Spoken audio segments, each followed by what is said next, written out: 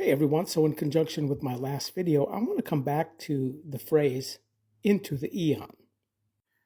Notice here in 2 Corinthians 9:9 how Paul is actually quoting Psalms 112:9, where here you see in the Devar translation, they translate the Greek word eon from the Hebrew word ad, ad 5703. Which is testifying. It has to do with testifying or witnessing. It's a testifying time. Then here again in Hebrews 1:8, we see two occurrences of ion in the singular. Into the eon of the eon, which is a quote from Psalms 45:7 or 6 in your translation, which one of the occurrences is from olam, and then again the other ad. Two different Hebrew words is Eonian and for testifying time, where now we have to understand olam here is in the Hebrew word family concerning things which are concealed, which would be the opposite of witnessing. Okay, this is an extremely important concept that nobody's getting for not understanding the Hebrew and Greek words. So, Eonian is not seen or concealed. Testifying or witnessing is. And also, if we go back to the Greek, the adjective found in 2 Corinthians 4:4 shows us this fact that which is looked at or seen is time-termed, but the things which are not being seen are Eonian. So, again, the concept concerning into the eon of the eon, namely, again, in Hebrews 1:8, quoting Psalms 45:7, shows that one of the occurrences of eon is from the Hebrew olam, which are something that is concealed, where then the other occurrence is something that is witnessed or testified to, which is seen. So, for some reason in the Greek text, they didn't have an equivalent of ad. They just used eon. But in Hebrews 1:8, it's two different Greek words in the Hebrew text. And two different definitions of something that is concealed, Eonian, and something that is witnessed or testified to. And if you look up here at the Hebrews number of Eonian, H5769, olam, you see that it's a noun, so it's the thing. It's a thing which is from the verb alam, which you see in the definition, to conceal or hide something. So that's why we have to understand the concept of the Hebrew word olam. It's not eternity or forever. It's Eonian in conjunction with concealments, times of concealments, which we do not look at or see. Now, if you come back to Hebrews 1:8 and you look here in the notes here, it says the last 3.5 years of the present eon. Actually, the context of the testifying time is the third watch time, parabolically, the third watch time. Right here. This is the testifying time after 5 out of 10 sober-minded virgins enter the wedding feasts here.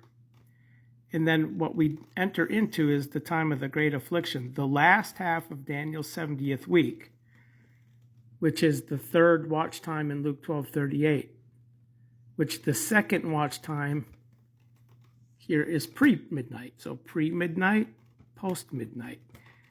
Daniel's 70th week encompasses the second and third watch times named here. So this is the testifying time. This is the concealment.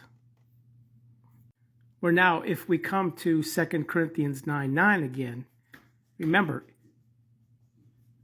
the abiding into the eon towards is Psalms 112:9, which is the testifying time, that which will be witnessed and testified to, which is the third watch time. That's what we have to understand here.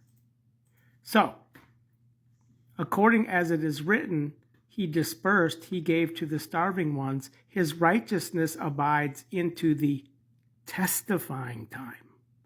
So if eon can equal testifying time here and in Hebrews 1:8, who's to say eon cannot be speaking of the testifying time yet in other verses?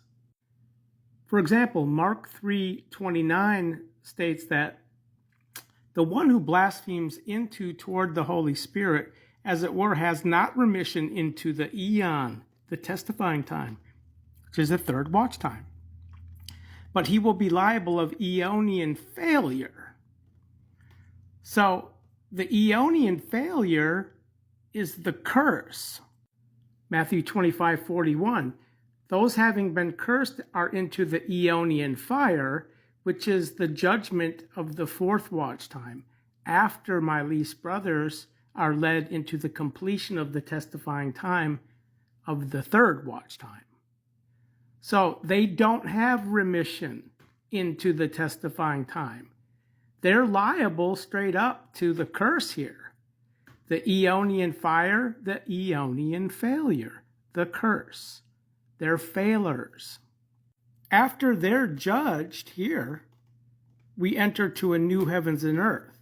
So the outcome of these, the left named, is Isaiah 65:20. He will be cursed.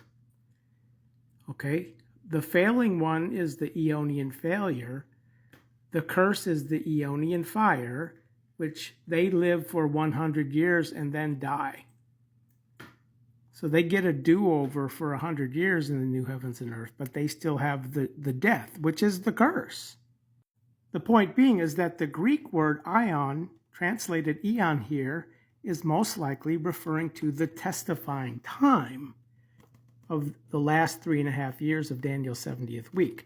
They blaspheme towards the Holy Spirit, therefore they have no remission into this. They are destined for this judgment. The Gehenna Eonian fire is a judgment with an outcome who forfeit Eonian life. Only the first, second, and third watch times have blissful. Okay? Blissful are those stops at the third watch time. So the fourth watch time is woe. Again, in Mark 11:21, this is where Jesus cursed the fig tree. Or if we back up to verse 14, no more, yea. Now ignore the till, the Devar has added this. I talked to Stefan, the developer. He said that he doesn't understand why they put that in there. But no more into the eon, testifying time. May also not everyone eat fruit out of you. And then he cursed the fig tree, hence the left named of the fourth watch time, unnamed here. So again, this is the testifying time. This is the curse. So out of the 27 occurrences of this phrase into the eon, we have to determine which occurrences potentially could be referring to the testifying time of the Hebrew text.